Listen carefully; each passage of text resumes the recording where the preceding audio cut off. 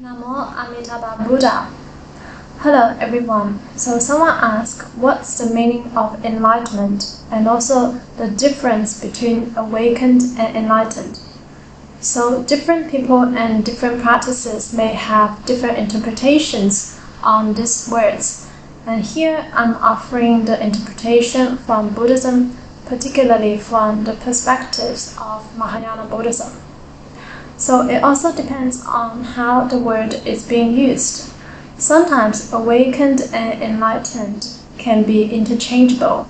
For instance, we all know that the Buddha is the awakened one, or the Buddha is the enlightened one, the one who is completely free from all sufferings in life and who is awakened to the truth of life and the universe. But I feel the word awaken is probably used much more loosely these days. Some people, they may have some kind of a awakening experience. Maybe in those moments they are able to perceive things as they are and they're not attached to any illusions, not attached to things that are impermanent. But after that, one may forget and become much attached and hence suffered. So to me, I feel that it's not really awakened yet. Maybe one just had some glimpses of awakening experience. If one is really awakened, then one will not be trapped by afflictions and defilemental states. Even if they're there, one will not be attached to them.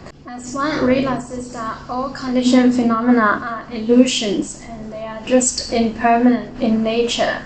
So that is also one level of enlightenment. Or we can say that we are on the path of awakening, or we are on the path towards awakening. And our goal is obviously enlightenment. Some people may think enlightenment just means one level of consciousness, one state of consciousness.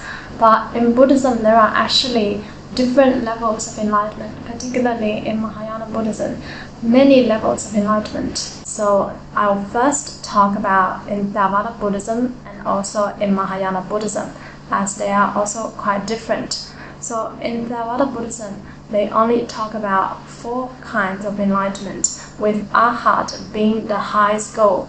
Whereas in Mahayana Buddhism, to be an arhat is like the base level of enlightenment.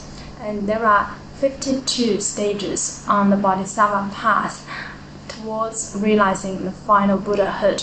So let's look at in Theravada Buddhism. And remember, in Four Noble Truths, the Buddha told us that the root of suffering is our attachment. So enlightenment also means that one is free from suffering. And if we want to be free from suffering, we need to be free from our attachment.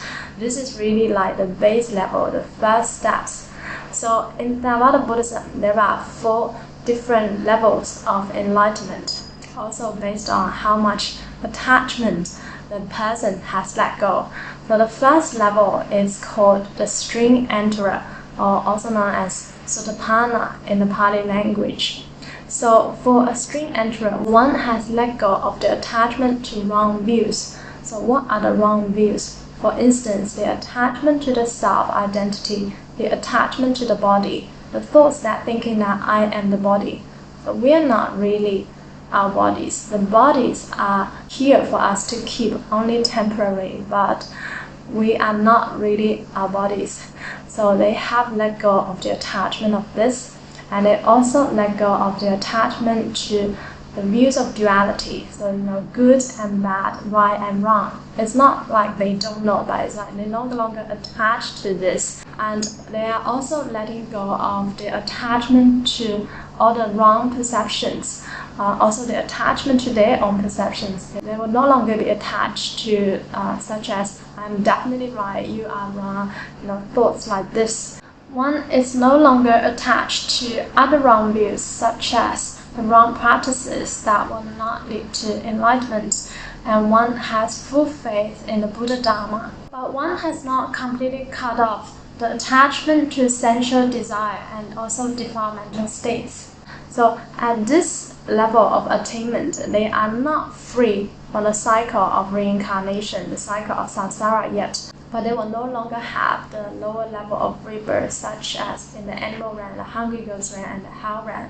But they will have to travel 7 times back and forth between the heaven realm and the human realm. So the lower heaven realm and the desire realm and human realm for up to 7 times, sometimes even faster if they're more diligent, before they can reach the stage of arhat. So when you are at the stage of arhat, then you are completely outside of the cycle of reincarnation. And at this level of attainment, one will naturally regain the psychic abilities of divine vision, divine eye, or divine hearing.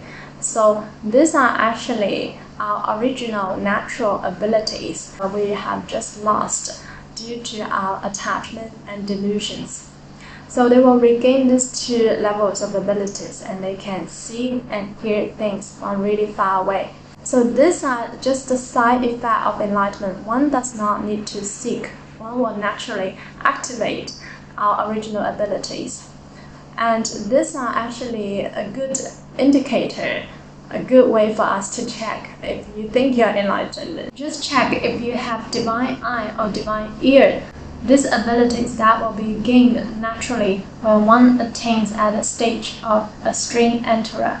And the next level of enlightenment is called once returner, or in the Pali language, Sakadagami. So once returner means that one still need to go back and forth between the heaven realm and the human realm just 1 time before one can reach the stage of arhat. And at this level, one's attachment to sensual desire and defilemental states are much, much less than string enterer. But one is still in the cycle of reincarnation, so just 1 more lifetime between heaven realm and the human realm before one reaches the stage of arhat.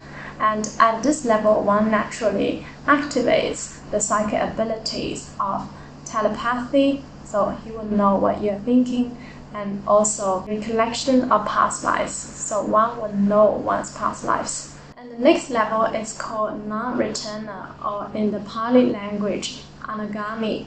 So at this level, one no longer has to be reborn in the human realm. One will ascend to the heaven realm in the form realm, so a higher level of heaven realm, not the desire realm, but the form realm. So 3 realms in the heaven realm, desire realm, form realm, and the formless realm. And an anagami will actually ascend to the form realm and to realize arhat there. So it's called non-returner. One no longer need to come back to the human realm. And at this level of attainment, one will also naturally activate the psychic ability of astral travel. One can freely travel to other places at will. And the final stage, the 4th stage in Theravada Buddhism, and the end goal for them is to attain an arhat or an arahant. So at this level, one has completely let go of all attachment whatsoever. One will actually have the extinction of defilemental states. So at this level, not only one attain all the other 5 psychic abilities that we just talked about, but one will also be free from all defilemental states. So this is still focusing on self-liberation, whereas in Mahayana Buddhism, one really takes up the Bodhisattva path. So one does not only just focus on self-liberation, but one also generates the great bodhicitta and try to help more sentient beings to liberate out of sufferings. So for an arhat, one has no attachment, but for bodhisattvas, one has no attachment and also no separation. So the higher level of enlightenment a bodhisattva obtains, the less separation. So because there's no separation for the bodhisattva, so bodhisattvas can develop skillful means to help sentient beings. Different Mahayana schools may have different categories of the different levels of enlightenment. But the levels of enlightenment I'm talking about, the 52 stages, is really from the complete teaching of the Buddha in the Avatamsaka Sutra. So 52 stages of the Bodhisattva path, or sometimes known as 51 stages, because the 52nd really refers to the final Buddhahood. So the 10 stages of faith, 10 stages of dwelling, 10 stages of practices, 10 stages of transference, 10 stages of grounds, and then equal awakening and final Buddhahood. If one practices Mahayana Buddhism, the attainment of a stream enterer is equivalent to just the first stage of faith. The attainment of an arhat is equivalent to roughly about just the 7th stage of faith in Mahayana Buddhism. So as we can see that the attainment of arhat, when we put it in the scope of the levels of enlightenment in Mahayana Buddhism on the Bodhisattva path, these are just the very basic level of enlightenment. It's like kindergarten enlightenment. And then we also have primary school enlightenment, middle school enlightenment, and high school enlightenment, and university and PhD, that is final Buddhahood. So it's really not easy for one to actually attain enlightenment by self-effort. I just think about the basic level of enlightenment as a stream enterer. One is no longer attached to the self.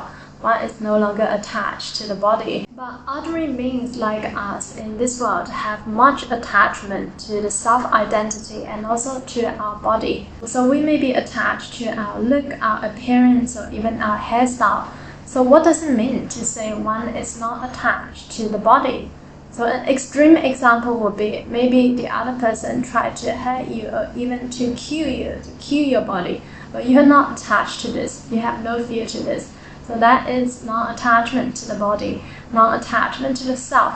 And as we can see, this is really not easy. This is tremendously difficult. And let alone to say attain to the stage of an arhat. So remember, for self-effort practice, one must realize the stage of arhat in order to completely exit the cycle of reincarnation. So that is why in the Dharma ending age, the Buddha really recommends one to practice near-fall, to seek rebirth to the Pure Land by relying on the power of Amitabha Buddha, so the other power method.